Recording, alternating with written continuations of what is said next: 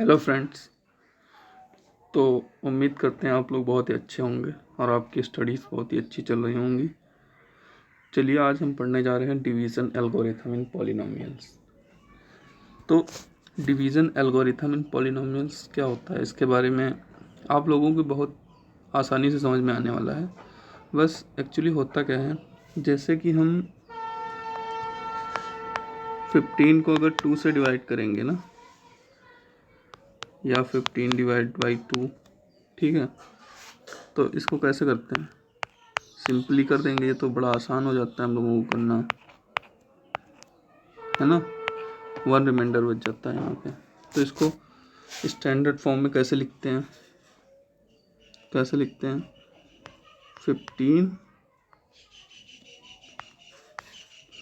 Dividend is equal to divisor, यानी कि 2 divisor है, यहाँ पे 2 डिवाइज़र है और इनटू कोसेंट क्या हमारा 7, रिमाइंडर क्या बचा हुआ है 1। ऐसे इसको लिख देते हैं। तो ये चीज़ तो हम नंबर्स में करते थे, अब हम इसी को पॉलिनोमियल में करेंगे। जैसे हमें एक पॉलिनोमियल दिया हुआ है, कोई px और दूसरा कोई पॉलिनोमियल gx है, तो px को gx से डिवाइड करना है, तो उस पर क्या कोसेंट आएगा, क्या रिमाइंडर आएगा, वो कैसे निकालेंगे और इस स्टैंडर्ड फॉर्म में कैसे लिखेंगे, यही इस एल्गोरिथम में बताया जाता है एक्चुअली। तो चलिए देखते हैं कैसे, क्या एल्गोरिथम क्या है ये। पहले मैं आपको स्टेटमेंट लिख देता हूँ, उसके बाद आप लोग एक एग्जाम्पल के साथ हम पूरे स्टेप्स आपको समझाएंगे।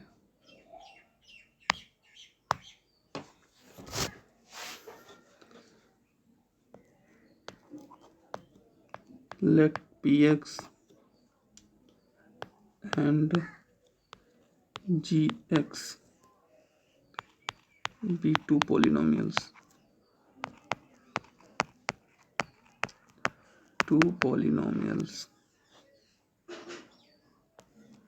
such that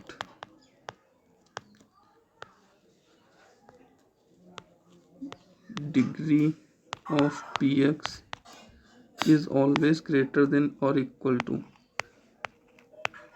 degree of gx।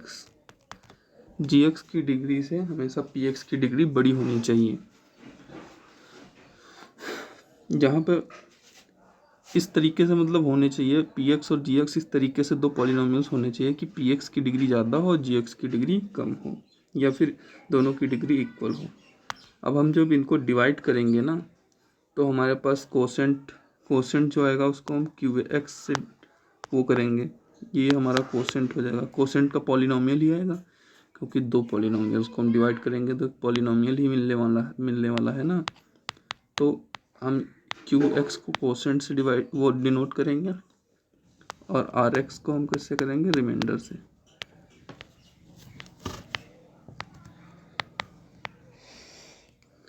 तो ये जो है कुछ कोसेंट आएगा हमारे पास, कुछ रिमाइंडर आएगा हमारे पास।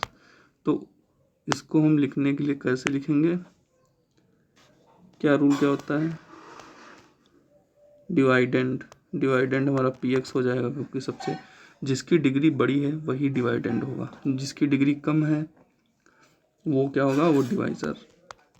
तो डिवाइज़र हमारा gx है मल्टीप्लाई बाई कोसेंट, ये तो सिंपल सा रूल है, ये पढ़ा होगा आपने, और rx। यही जो है डिवीज़न एल्गोरिथम है, समझ रहे हैं, इसी को हम डिवीज़न एल्गोरिथम बोलते हैं। तो चलिए हम एक एग्जांपल देखेंगे। अब एग्जांपल देखेंगे, इसी को लिखकर क्या रूल था हमारा, एक बार और लिख देते हैं, dividend is equal to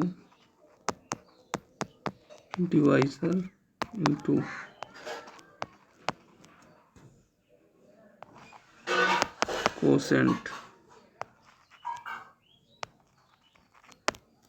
quotient plus reminder.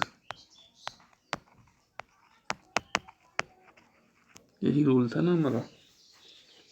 तो जैसे हम एक एग्जांपल ले लेते हैं और इसके बारे में डिस्कस करते हैं कि कैसे हम डिवीज़न करेंगे।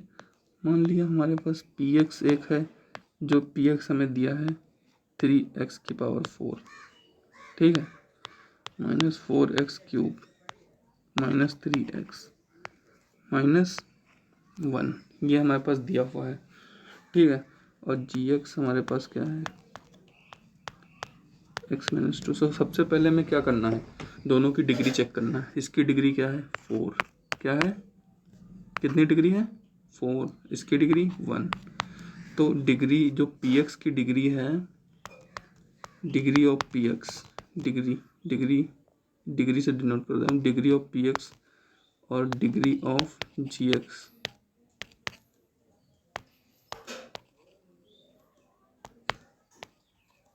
Degree of G X. तो ये कंडीशन ट्रू हो रही है, कंडीशन ट्रू हो रही है।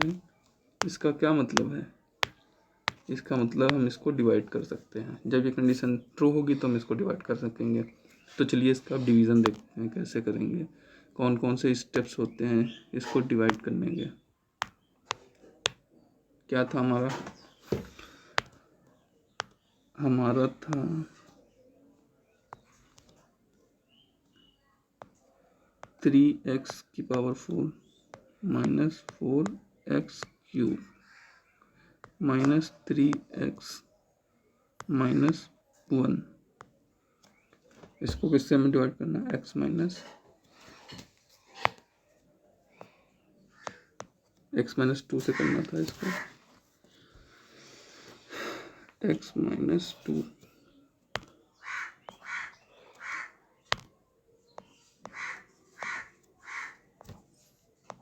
x-2 से इसको डिवाइड करना था। तो अब हम लोग देखेंगे क्या है। तो देखिए अगर x को हमें 3x, हमें यहाँ पे फर्स्ट टर्म को हमेशा कैंसिल आउट करने के लिए इस x को ऐसा बनाएं कि ये 3x² बन जाएगा। तो x में हम क्या मल्टीप्लाई करेंगे, x में हम क्या मल्टीप्लाई करेंगे कि 3x² बन जाएगा। तो 3x³ अगर मल्टीप्लाई कर दो x में तो ये 3x³ मल्टीप्लाई कर दो। ये अपने दिमाग में सोचना है आपको, ये ट्रिक है। तो यहाँ 3x³ और एक x मिल जाएगा, 3x⁴ बन जाएगा। तो 3x⁴, इसका इससे मल्टीप्लाई करेंगे, फिर इसका 2 से मल्टीप्लाई करेंगे, 3 2 6, 6x³। अब साइन चेंज होते हैं, इसका साइन प्लस का है, यहाँ पे ये प्लस है इसके आगे ना, तो यहाँ माइनस हो जाएगा। ये माइनस है तो ये प्लस हो जाएगा। अब ये प्लस और ये माइनस हो गया क्योंकि साइन चेंज कर दिया, तो ये कैंसिल आउट हो जाएगा। और उसके बाद हमारे पास यहाँ कितना बचेगा, प्लस का है तो प्लस का बचेगा ना, प्लस ज़्यादा होता है, +6 में से 4 घटाएंगे तो 2x³ बचेगा, है ना। अब -1 को उतार लेंगे नीचे, ऐसे -3x नीचे, इसे सेम इसको नीचे रख देंगे। अब x को 2x³ बनाना है, कैसे करेंगे, प्लस का भी बनाना है तो प्लस लगा देंगे, 2x² से मल्टीप्लाई करेंगे x को तो बन जाएगा। तो हमेशा फर्स्ट जो टर्म आता है ये, जैसे 2x³ 3x⁴, इसको कैंसिल आउट करना होता है। बस हमारा यही प्राइम जो रोल होगा इस डिवीज़न एल्गोरिथम बनाने के लिए, यही होगा 6x², है ना, नहीं 4, 2⁴x² माइनस साइन चेंज कर दो, कितना, ये कैंसिल आउट, इधर कितना, इधर यहाँ पे कर दे रहा हूँ मैं आगे, 4x² प्लस का बचेगा -3x, ऐसे ही उतार लेंगे। अब 4x² को 4x² बनाना है तो हम क्या करेंगे, किससे बताइए, चलिए हम बताते हैं। इसको करेंगे 2x, इसको करेंगे 4x से मल्टीप्लाई, 4x का x से मल्टीप्लाई करेंगे 4x² बन जाएगा। इसको इससे मल्टीप्लाई करना है, फिर -8x, ये फिर साइन चेंज करेगा, ये कैंसिल हो गया क्योंकि मैं पहले सेम बनाना था। अब ये क्या यहाँ पे हुआ, 8 3 5x बचा, 5x -1। अब x को 5x बनाना है तो +5 से मल्टीप्लाई कर दो, तो यहाँ पे ये 5x और -5 2 10 हो जाएगा। अब यहाँ पे इसको चलो इधर लेके आते हैं, पेज थोड़ा छोटा पड़ा है।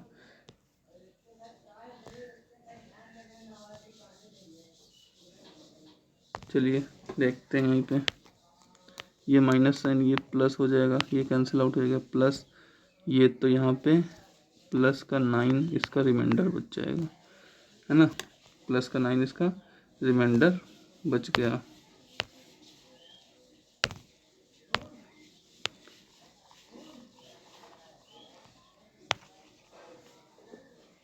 चलिए यहाँ अच्छे से कर देते हैं एक बार और।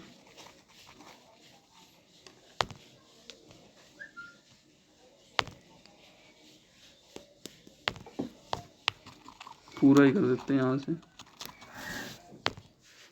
यहाँ वापस क्या बचा था,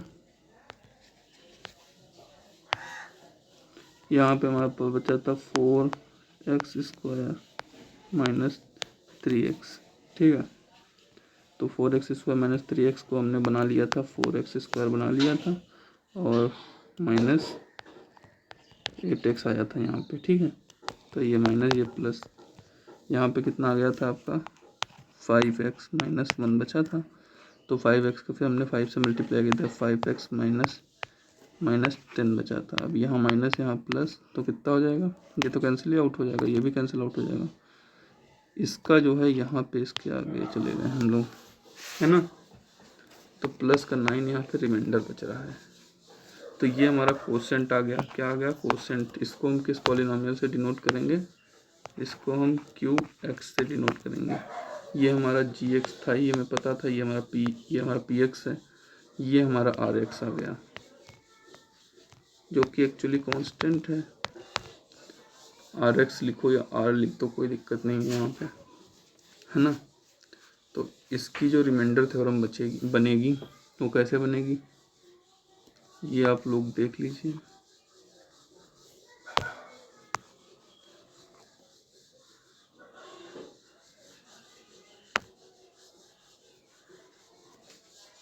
and this will also be copy,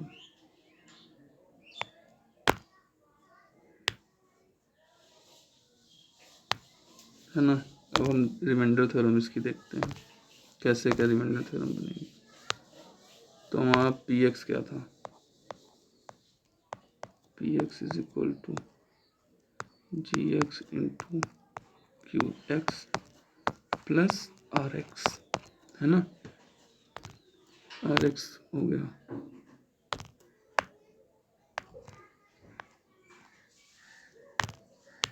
ये हमारा बचा था। चलिए अब हम लिखते हैं इसका GX और रिमाइंडर थ्योरम का स्टैंडर्ड फॉर्म। तो यहाँ पे था हमारा PX 3x की पावर 4 माइनस 4x³ है ना, minus 3x minus 1 is equal to GX हमारा x माइनस 2। कोसेंट हमारा क्या आया था, सॉरी पेज मैंने आगे बढ़ा दिया, रिमाइंडर थ्योरम इसके बाद हम आपको पढ़ाएंगे। 3x³ plus 2x² 3x³ plus 2x² plus 4x plus 5, ये है ना। तो इसको यहाँ पे लिख देंगे 3x³ plus 2x² plus 4x plus 5 और प्लस हमारे पास 9 रिमाइंडर बचा था, ये हमारा हो गया, है ना। अब यहाँ पे एक बेहतरीन चीज़ देखेंगे कि रिमाइंडर थ्योरम समझने के लिए यहीं से कंसेप्ट आया हुआ है, ठीक है। देखेंगे अब हमारा जो GX जिससे हम डिवाइड करते हैं, जिसको हम डिवाइज़र बोलते हैं ना, डिवाइज़र को हम 0 के इक्वल करा लेंगे। डिवाइज़र क्या था x माइनस 2, इसको 0 के इक्वल करा लेंगे तो x की वैल्यू क्या आ जाएगी 2। अब 2 को हम P में रख देंगे, तो P2 में पॉइंट करना पड़ेगा, P2 PX में रख देंगे 2, तो क्या होगा आंसर बताइए इसका 3 इंटू 2 की पावर 4 माइनस 4 इंटू 2 की पावर 3 माइनस 3 इंटू 2 माइनस 1, है ना, यही बनेगा। अब चलिए थोड़ा हम आपको बताते हैं आगे।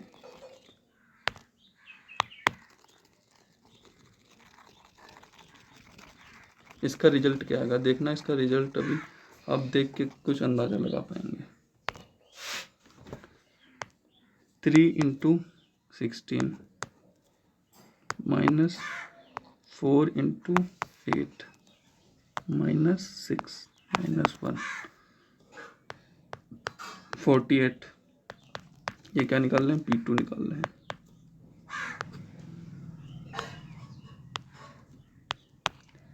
-1 38 39 48 - 39 9 आंसर आ गया।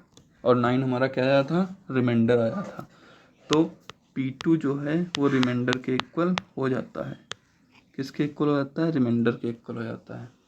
यही हमारी रिमाइंडर थ्योरम में यही कहा जाएगा। तो उम्मीद करते हैं आप लोग डिवीजन एल्गोरिथम ऑफ पॉलिनोमियल्स आप समझ चुके होंगे।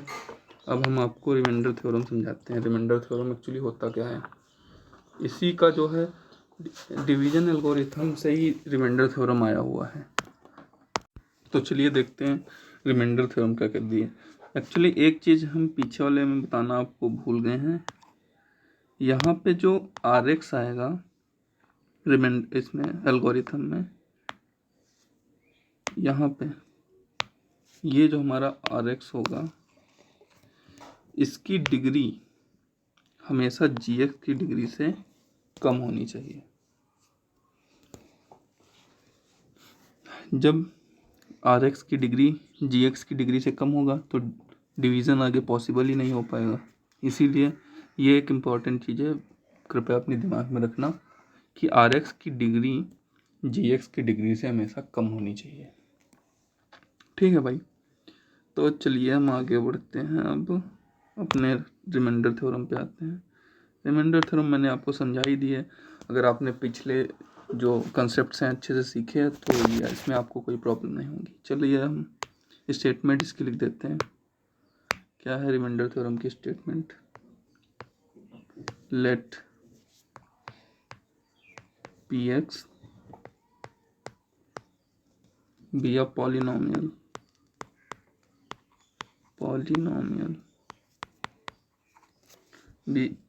Px एक पॉलिनोमियल है ऑफ डिग्री 1 या एक से अधिक डिग्री का पॉलिनोमियल है। And let alpha be any real number. Alpha कोई भी रियल नंबर हो सकती है। तो Px अल्फा एक एनी रियल नंबर है if Px is divided by x minus alpha, then remainder is p alpha। तो रिमाइंडर क्या होगा, P अल्फा होगा। अब आपको लॉन्ग डिवीज़न करने की ज़रूरत नहीं। जैसे कि आपसे कोई क्वेश्चन पूछ दिया, एक आपको Px दे दिया, ठीक है, Gx दे दिया, पूछ दिया इसका रिमाइंडर क्या है, तो आप पूरा लॉन्ग डिवीज़न मेथड जाएंगे ही नहीं, वहाँ पे पूरा लंबा वाला भाग करने बैठ गए, वो नहीं करना। सीधे आपको Gx को 0 के इक्वल करना है, x की वैल्यू निकालनी है और Px में x की वैल्यू डाल देना है। जो रिजल्ट आए P अल्फ़ा रिजल्ट आएगा वही रिमाइंडर हो जाएगा। समझ रहे हैं आप लोग, यही इसमें कहा गया है। Px be a polynomial, Px be a polynomial of degree 1 और more, let alpha be any real number.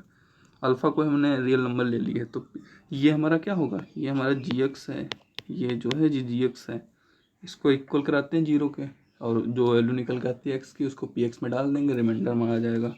चलिए एक एग्जांपल देखते हैं।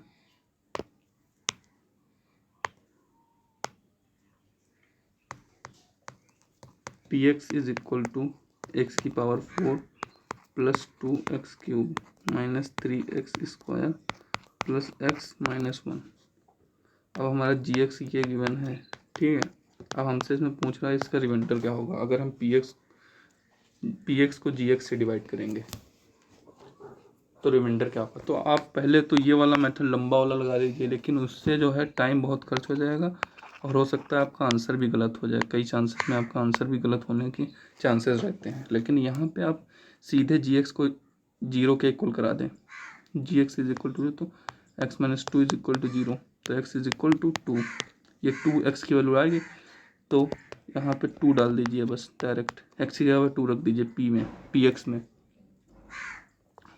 टू की पावर फोर प्लस रिमाइंडर अगर पूछे डायरेक्ट यही करना और कुछ मत करना, ठीक है।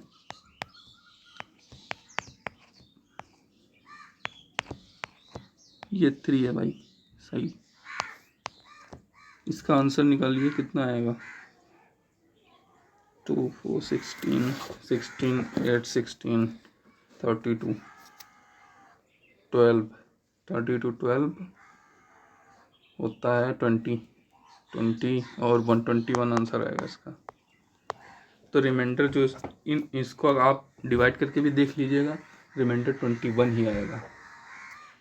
ये आपको चेक करने का बहुत अच्छा तरीका है। जैसे कि आपको दे दिया गया और बोला लॉन्ग डिवीज़न मेथड से डिवीज़न करके इसका दिखाइए, तो आपने पूरा देख लिया करके, लास्ट में डिवीज़न आ गया 11 और आपने इसमें निकाला है रिमाइंडर 21, तो आपने कहीं पे गलती कर दी। ये चेक करने, क्रॉस चेक करने का एक तरीका भी हो सकता है यहाँ पे।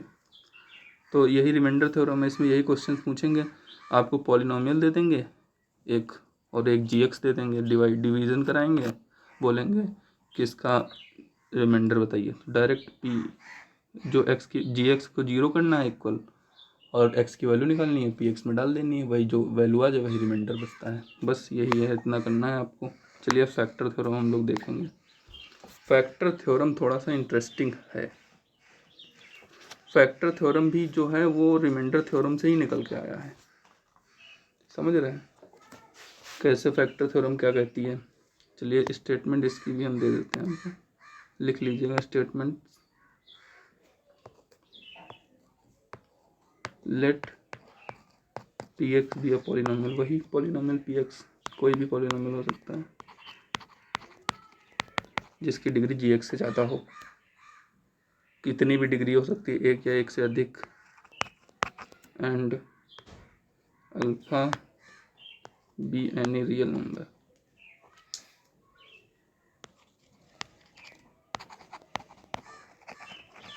Alpha be any real number, है ना। तो क्या कहता है रिमाइंडर थ्योरम में, क्या कहता है रिमाइंडर थ्योरम कहती है कि पी अल्फ़ा जो होगा वही जिस पी अल्फ़ा की जो वैल्यू आएगी वही रिमाइंडर हो जाएगी। लेकिन यहाँ पे ऐसा नहीं कहा गया है, यहाँ पे ये कहेंगे, यहाँ पे बोलेंगे कि अगर पी अल्फ़ा की वैल्यू जीरो आ रही है तो एक्स माइनस अल्फ़ा इस X minus alpha P X का फैक्टर है, पी एक्स का फैक्टर है, ये इसकी कंडीशन होती है।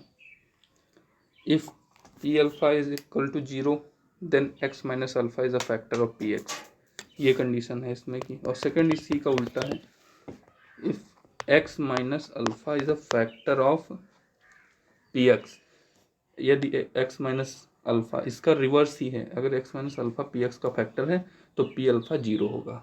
ये दोनों कंडीशंस आपको यूज़ करनी है, बहुत जगह पे आपको यूज करनी आएंगी।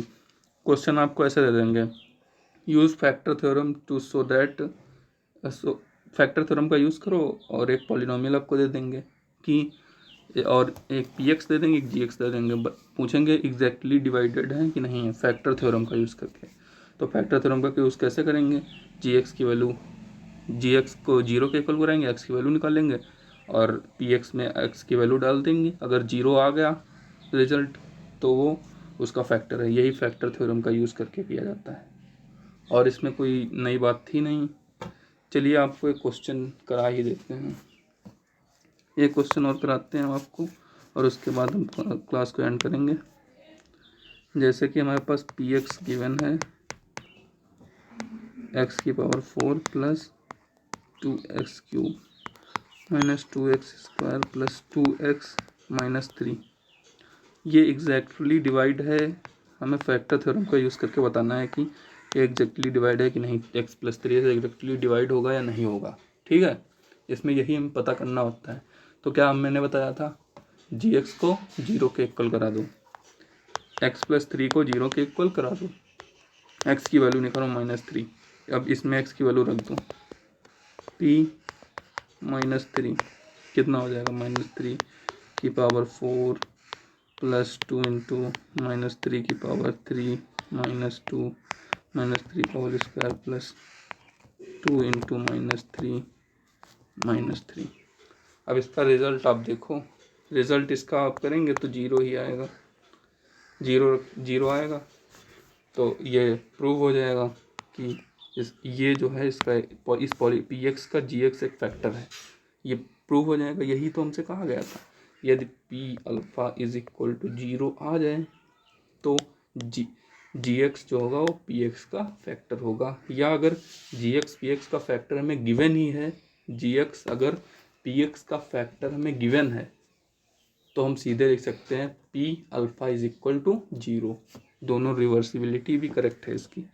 तो बस, अगर आपको वीडियो अच्छी लगी हो तो लाइक कीजिएगा और शेयर कीजिएगा, हमारे चैनल को सब्सक्राइब कीजिएगा। तथा अगर आप हमारे वीडियोस को अच्छा रिजल्ट आएगा तो हम आपको नई वीडियोस लाते रहेंगे आगे और आपकी अच्छी मदद करते रहेंगे। तो थैंक यू।